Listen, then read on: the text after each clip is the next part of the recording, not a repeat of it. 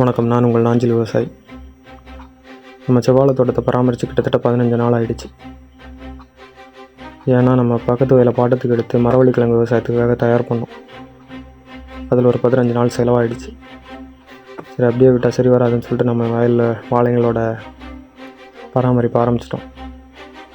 நம்ம வாழையை சுற்றி உள்ள பக்க கண்ணுங்க, அப்புறம் காஞ்ச தோகைங்களை எல்லாமே கட் பண்ணி சுத்தம் பண்ண ஆரம்பிச்சிட்டோம்.